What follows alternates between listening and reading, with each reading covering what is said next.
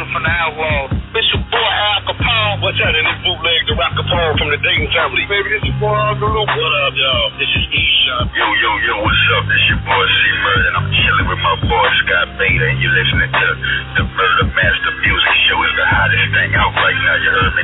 Keep it true. What was it like when you guys were, Red, when you were going over to Bill's house and you had Red over Bill, and in the early days you guys were making music together and just having fun? Can you share? Well, music was always made at Red's apartment. Red is where we went to make the music at. Let me tell you my story. Bill came up to the car lot. He says, "Red, I want you to come with me." See, we walked everywhere, so we walked over. Can I tell the story, Bill? Yeah, go ahead. Walked over to his sister Rosie's house, and he took Rosie in the back. I heard a loud discussion. Bill said, "Come on, let's get your stuff. You're moving in with us," because there was no running water. Things was that car lot, man, was rat infested. There was some big Texas rats living up in that joint. So Bill kind of got me out of a subhuman place, man, where I could get a little bit human, man. And Rosie and Lou took me in, and I actually got humanized again. You know what I'm saying? So with that right there, I became part of the family, and actually the music got a little bit better because I didn't have to worry about a lot of stuff, man. Bill looked out for a brother big time, man, and we bonded so tough because Bill came in with the earlier crew as the dancer. Bushwick Bill was on the floor here popping it with Johnny singing jukebox, you know what I'm saying? So he was always around, and Bill was like my inspiration. Bill would just sit up somewhere to my, nah, not that one. Do that, Red. You should do this. You should do that. And it always made sense because we get uplifted with the Bob, you know what I'm saying? And we just come up with some good music, man, some good things, man. So just like how we came up with Size Ain't Shit, watching The Odd Couple. I was like, I like the intro to The Odd Couple. Let's make a song out of that. And you took Pieces of a Dream and put it with The Odd Couples, and that became Size Ain't Shit. Then later on in life, I heard Size Ain't Shit again as How Can I Kill a Man? I was like, wow, we started something. Mm-hmm. Yeah, so I guess out of all the GBs, me and Bill have always been the closest, man. Right there. Bill's like, actually, I was told, Bill, your brother now. That's what Mrs. Shaw told me. She said, no, you Bill's brother. So I became his brother. There it is. Yeah, that's how my mom is, because, from I was a kid, I was like that. When my friends got kicked out of their parents' house, I would sneak them into my mom's house and get them food and get their clothes washed and get them food, and that was just always the way that God created me to be. It's like, if it's within your power to do good, do good. You know what I mean? True. My whole family is like that, so, I guess that's why God keeps me around. That's it. You come from good stock, brother. Good stuff. Yeah. Much love. Praise God for that. Amen. Oh, yeah, for sure. I also find it, amazing, too, that both you guys come from the East Coast originally. And yeah, I'm from Brooklyn. He's from Jersey. He's from Trenton, New Jersey. Trenton makes, the world takes. First time I ever heard with Bushwick, I was like, where's that at? And he Bill, but you know what? It's a household name now. That Bushwick. Bushwick Bill put on the map. You know what I'm saying? It was on the map because Bill told me it was hard and hectic. You know what I'm saying? It was a hard, hectic place, and it was no joke. See, but Bill was straight up b-boy. Bill could dance. Bill knew what time. He knew how to tap into my creativity to come with it. You know what I'm saying? And I mean, to me, Red is the dopest producer ever that was on Rap-A-Lot and in music, period, because Red, I mean, check this out. Red had an SP-1200, right? And he had a floppy disk he would make the beat on, and he would move the metal strip over an inch to extend how much beat he could record on the floppy disk. I mean, The dude he was a MacGyver, man. He was a MacGyver of engineering. he was able to use the little equipment he had to make a lot happen. Yeah, we put it together, man. Those beats, I was just going to say, those beats were just, they were phenomenal. I remember hearing that, because at that time, just a year before I heard, Straight Outta Compton and stuff like that. But when I heard the 1990 album, man, I just loved that album. To this day, I could bump that front to back, Yeah, I go back and listen sometime, and I'll be like, wow, we really did some stuff, man. Man, come on, Reg, man. You had that echo thing going there. Near. Come on, you was doing some things with music like if you was a band. Right. Yeah. Well, thank you. Back in the day, I was the band. That's what I'm saying. That's always you was the Ghetto Jam Boy Master album. J, rest in peace. He was the Jam Master J of the Ghetto Boys, because our DJ was rocking harder than the band. And do you know a lot of the stuff that you hear on the early Ghetto Boys stuff? Actually, before he had the machines to do things, he actually scratched all of those sounds into the record. Yeah. Yeah, I didn't know how to program. What's that? The Studio 440. Eddie F. Heavy D's DJ, rest in peace, turned me on to the Studio 440. And I couldn't program it, so I manually would operate it, or I just would run the turntable along with the beat, and they would capture it like that sometimes. Man, I'm telling you, like the song Scarface, he actually put those scratches in there. That was not a sample. He actually did that on a lot of the records. It was the turntables being recorded live. Wow. That's what I'm trying to tell you, man. Red did the damn thing. Doing everything, because actually, at the car lot, I had the beat going. Bill, we went to the store, got some backwoods. We was watching Scarface, and you sat on my some starting. 40 ounce of OE, because I'm a Yes. Brooklyn dude. You know how that go. Yeah, right at the time when Sosa said, "So how did I know you're not a Chivato, Tony?" Bill sat on my starting pedal and started the beat machine as soon as Tony Montana said, "All I have in this world." And I said, "Bill, you hear that?" He said, "I don't hear anything." I said, "No, did you just hear that?" So I be round the tape, got the start and stop pedal. And then he made Tony sing. That was the most amazing thing. I was like, hell no, you got him singing All I Have in This World, All I Have in This World. I was like, what? Hold up, people. Never sat on the start and stop pedal, maybe that song never would have came into existence. Check that out. The greatest things happen start out as an accident. The Big Bang Theory. Sat there, and next thing you know, there it was. I said, "Yeah, we got something up on here, man, right there." Yeah, but you made them sing though, man. That was the crazy part to me, because you had me watch that movie Scarface with you. Matter of fact, you read the book. You read the book and you watched the movie, and we watched the movie religiously over and over and over again. Till today, I still know everything in that movie. When it comes on TV, I could actually say everything everybody's saying in the movie because we watched it so much, weeks in and weeks out. Just Scarface. That was it. Yeah, pretty much. We got stuck on that for years. Yeah, because remember, you're the one who taught me how to watch movies. You're like, okay, we're gonna watch it this time. We're gonna follow Manolo. We're gonna see everything Manolo do. Next time we watch it, we're gonna follow everything Tony do, and we're gonna follow everything Sosa does. We're just gonna watch each individual character. Yeah, we were gonna watch Omar. We started watching Omar. Then you showed me the dude when they were having the riot when they was in Miami in that camp thing. He's like, look at the dude with the orange shirt. He's going to keep moving back and forth at the same time. I know exactly what y'all talking about, man. too. Fuck no. I'm like, wow, it's like, man, when you started to stab the dude, we saw the same guy just standing there watching the whole thing happen. He'll walk away, then he'll come back and look again. He wasn't even acting. He was just staring at the actors. I was like, man, I never noticed that before. But yeah, that's how Red got me to watch movies. Now when I watch a movie, I study each character and check out the people around them, and I'll be noticing when the director has a flaw in the movie, even though it wins an Academy or an Oscar or whatever they call it. Yeah, there's a lot of mistakes. Continuity. There's a lot of mistakes in a lot of movies. Yeah. If it wasn't for Red, I would have never noticed that, man. And Red had me watch Bruce Lee a lot too, man. And man, I'm telling you. Man, Red actually sampled Bruce Lee for a song, and like the first time I ever heard Elvis sampled was "Ready Red, You Ain't Nothing." He sampled Elvis Presley. He was trying to go on. That's on the Fat Boy Wipeout tour. That's what got us up on that one.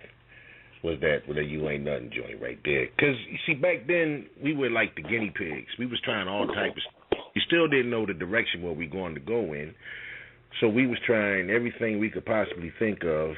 To do this, to do that, whatever. So it was a lot of creative freedom in the beginning. So that's why some people said, "Oh, y'all sound like Run DMC," or "Y'all sound like the Fat Boys." You know, we were just trying to find our sound and find the niche of what we needed to make the Ghetto Boys great. And eventually, you guys are great, man. You guys are good. I had the opportunity of my life to work with y'all, and I appreciate that. And you know, it was never nothing personal with y'all. You know what I'm saying? It just became one of them things where you just got to be like, yo, man, you've been here from the beginning. And Yo, Red, you still there? I'm still here. Yeah, I clicked over for a second. I was going to make sure I didn't hang nobody up. Yeah. Okay. Prez still there? Yeah, I'm here. Yeah, Word. We're just listening to you guys chop it up. This shit's historical. Yeah, we gotta can't praise us. We sit back. You don't understand, man. It's like Ready Red believed in me as an artist. You know what I mean? It's like, because I was just a b-boy graffiti writer from New York, and I just graduated Bible school. I was actually on my way to India to do missionary work when DJ Lonnie Mac, rest in peace, called up Ready Red after seeing me b-boy at a club called Flames on it was off of Belair and Gessner on the south side, and I walked in there and he was DJing. They were playing New York music. I didn't even know Lonnie Mac was from Chicago, so it was like, I was like, wow. He's like, hey Bill, you know, he's like, yo, where you from? Well, he asked me what my name was. Now I said Bill, and he's like, yo, so where you from? I'm like Bushwick, and I'm like, I like the music you playing. So where you from? He's like, I'm from Chicago. I was like, oh, okay. So a lot of people from Texas ain't from Texas. That's my first impression, because I met Reddy's from Jersey. I was like, all of the hip people is not from Texas. It's like, wow. Yeah. That was my introduction to Texas. I met a guy from Chicago and a guy from New Jersey, and I was only there 4 days. That was real quick. But the next thing I know, I'm a Ghetto boy on the first album cover. I mean, that's crazy. I wasn't even there 2 weeks, and I was already a Ghetto boy. That's crazy. Yeah. Well, you know what? It was all meant to be. All the pieces that came together. Actually, being in Houston, the mind even expanded a little bit more, because Houston has always been on point musically. The direction, the talent, and the love that they have for all other artists, from the West Coast to New York to everywhere. Yeah, because they had a diverse listening people. It's like when you went to the club, you didn't just hear music that was from the South. You heard music from everywhere. From everywhere, right there. And I was like very impressed, because I had to sit back for a minute and like study and see what was going on. And I said, you know what, I can really open up more of my musical mind when I got to Houston, because it was untapped. It was untapped. It was like everything was cool to do. You know what I'm saying? You just had to know how to hook it up and give it that flow, man. And now look, man. Hey, you know what's crazy, Red? When I think about it, I came to Houston to visit my sister, and you came to Houston because of your sister. Ain't that crazy? Yeah, that is. I just thought about it. He was on a system. Out of control. Yeah. That's out of control. Mm-hmm. Yeah. Other than that, I never came to Houston if my sister wasn't there, and you would have never been to Houston if your sister wasn't there. So I guess we know everything that we famous for to our sisters. Yep. We just sit there and come to Houston, Bill. Huh? At what age did you first come to Houston? I was 17. That's about how old you were, right, Red? Now, let me see. I came to Houston on my 21st birthday, right before my 21st, right at 20. DJ Ray on the phone, the one who started Ghetto in production. They have me and him on the interview. It's like, it was right. It was about right there. Like instantly bonded, like we was like just childhood buddies, man. We just was there. And, oh, man, we had the time of our lives, man. We had a good time. We just walk around everywhere. Yeah, we walked everywhere. We walked from the, you remember the Bally's Total Fitness place we used to work out at? Yeah, we go to Bally's, man. We walked from there all the way to Mangum and 34th. Yeah, Dewey used to hook us up. Yeah. We used to walk everywhere, man. It's like people just look at us, because all I did was walk. I didn't even think of a car, because I'm from New York. You just walk. Yeah, no car. Anywhere you want to go, you walk.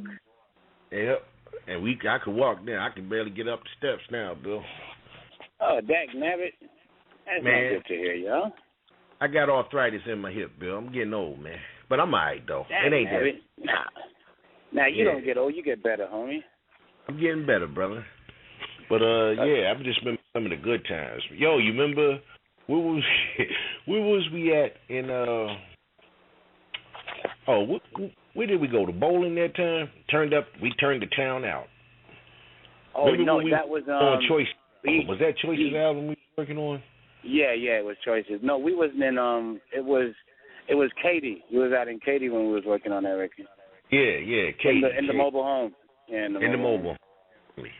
Yeah, everywhere we went, man. Before we knew it, we was getting rides. We had limousine service in a couple of days. Oh yeah, you remember? You remember? I left, walk into the store, and came back with Bubba that gave me the sawed-off shotgun. Yeah, with Bubba. Yeah, I remember Bubba. And then I drove Bubba's car and crashed it into the fence, almost went off into the ravine. And I gave him my elephant skin jacket. I gave him my elephant skin jacket with the fur collar, and I was like, they don't only have this in New York, so that ought to help you fix your car. Wherever Bill went, and then Bubba was my homie. He's like I sold the jacket and my homie fixed my car, and he showed up every day. Y'all need anything from the store? He's like, I'm Bill's security, and then he gave me a sawed-off shotgun. It's like, it's not really friendly out here. If you hear anything you don't like, just shoot first, ask questions later. Yeah, it was man. Funny, man. I just had a way of meeting people, man, and they would always want to protect me. It was the craziest thing. Yeah, and especially being from outside of Houston, and then for them just to embrace us and make us a part of the rich Texas legacy, man, is really that was really interesting, man. Yeah. We made a lot of friends, man. It's like every time Red moved to a new apartment complex, he knew the maintenance dude that took care of everything. He always knew his neighbors on both sides. I was never that type, man. Every time I got a house, I didn't even want to know my neighbors. I walk outside, they'll say hi to me. I'll be like, hey. Now just keep moving. But Red knew everybody around him. Well, you got to get your perks in, man. You got to get the ceiling fan. SP-15 speakers, it was calling the cops on me. Because we heard gunshots in there. I said, oh, sir, that's the sample I'm using. Ain't nobody busting shots in the apartment. My neighbors used to be mad at me. 2 or 3 o'clock in the morning, I'm going full tilt bass. Boom. Boom. Yeah, that was pretty crazy, though, man. I would sit up with Red for hours and hours, man. We would work on music for hours and hours, man. Fall asleep, wake back up, and back at the music again. Because it was the party spot. Yeah. You know me, I always showed up with the 40 ounces in the backwoods. That was my only thing I knew at that moment. Pretty much. Actually, on that cut from, what's that, on that scene from the Unsung right there with the clap, clap. Yeah. Got to get at the door. That was our creation. We were sitting in the hotel room. I said, Bill, we got to come up with a way, something. Yo, let's just have him get naked at the door. I was like, okay, that'll work. Speaking on that, you want to know what's the funniest thing I remember, Ray? When I met this girl at the club and you met a girl at the club and she seemed like too odd, and I was like, I'm not talking to her. She seems too weird. But her friend, you liked her friend, and then I left and her friend left, and then I came back the next day and you was like, Bill, you was right. Them people are weird because she took a bath in bleach. Oh yeah. Yeah, had to let it go. Oh, I was like, you serious? He's like, yeah. She filled up the tub and she poured bleach in there and she said she was taking a bath. I was like, I told you it was weird. That's why I left. I was like, yo, there's just something wrong with them. Mm-hmm. Yeah, that was the funniest thing ever, dog. The girl took a bath in bleach. I'm like, who does that, really? I never seen that. We had some interesting times, though, man. I tell you, it was pretty damn funny. Yeah, it was. I saw a documentary not too long ago. I didn't even know they released it with Luther Campbell, and he had you guys at the table. Very candid interview speaking about that. It was called America's Most Wanted. It was called America's Most Wanted. We flew down to Miami, Florida, to film that. We went to the Rolex. That's when I said the Statue of Liberty, if you pick up her dress, she's nothing but a disease-packing bitch. And if you look at it, you realize she's pimping because on the front of it, it said, give me you're tired, you're hungry, you're poor, and you're lonely. I was like, only a pimp got game like that. Right. Luther Campbell looked at you like he was like, holy shit. Like, but I never knew that was even out there. I didn't know that. That maybe about 2 or 3 years ago. They did, because he never seen it when it came out. No, we never saw it. I had to buy a copy to see the damn thing, actually. And then when I saw him in Miami, no, it wasn't Miami, it was in New Orleans. They had the Jack the Rappers, the last Jack the Rappers before he passed. No, it wasn't even Jack the Rappers, because that was in Atlanta. It was the BRE, the Black Radio Exclusive. I saw him in New Orleans. I was like, hey, you put out the DVD, and I don't remember getting a check. He's like, well, you know, we still doing paperwork on that. I was like, all right, cool then. I left because I saw him in the hallway before he got into his room. I was like, all right, then I'm going downstairs. So I looked at what his room number was. I went downstairs, and I got into the restaurant, and I ordered as much food as I can and signed it off to his room. Then he saw me later on, and he's like, why did you do that? I'm like, I had to get paid somehow. Yeah. And who I was ordered that? drinks and food for me and everybody with me. And I signed it Luther Campbell. Oh, the short version. So it wasn't even, I didn't even put it as a signature. I wrote it in plain English. Now, have you seen Luther Campbell like in recent years? Does he ever talk to you about that? I mean, you guys ever? Nah. Every time I see him, he's Jamaican. I'm Jamaican. So I mean, we been got past that. He wasn't even mad that I did it. He was like, "Damn, that's slick. I didn't think nobody could ever do that." I'm like, "Shit, I was just trying something." Yeah, I was out of control as a kid, man. I'm telling you, I had low comprehension of certain things. I'm like, okay, he's here, he's rich, I'm not. The restaurant's expensive. I'm gonna order wine. I'm gonna order alcohol. I'm gonna order food, and for me and everybody with me, I'm gonna charge it to his room.